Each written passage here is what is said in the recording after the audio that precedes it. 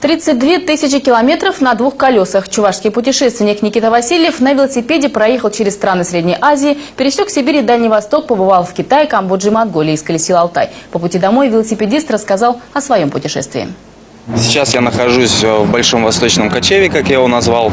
То есть не путешествие даже, а кочеве, потому что оно длинное. И у меня получается зимовками, заездами в более теплые страны.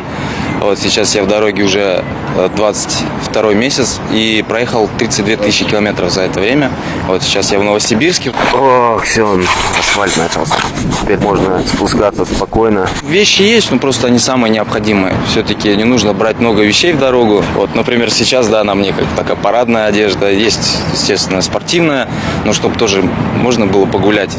Цагану 70 километров. Маршрут составляю примерно за 500 километров, то есть я не знаю точно, какой дорогой поеду, дорог бывает много. Еще меня угостили вот этими штучками, только я так и не понял, что это такое. Интернета нет, чтобы пробить их. Он верно служит мне, не подводит, слава богу. Ну, как ты относишься к технике, так и она к тебе относится, то есть надо вкладывать душу в нее. Проехал на них уже почти 4000 километров, и это первый прокол, честно. И на кладбище ночевал в палатке, то есть и в туннеле автомобильном. Всякое было такое. Ну, в туннеле запомнилось, вот в Китае, там много туннелей в горах, вот в Тибетском Нагорье. Вот, ночевал там. Все, поставил палатку. Место вроде тихое. Надеюсь, ночью тут техника не наедет. Сейчас у меня вот появилась напарница, я решил путешествовать с напарницей. Немножко один так, ну, подустал ездить все-таки.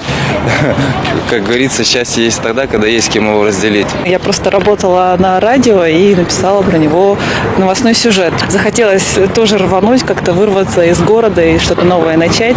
В итоге как-то переписывались, писались, и захотелось тоже поехать, и поехали. Я не люблю никогда загадывать. Я думаю, ну, вообще, как моя жизненная такая позиция, что не нужно загадывать.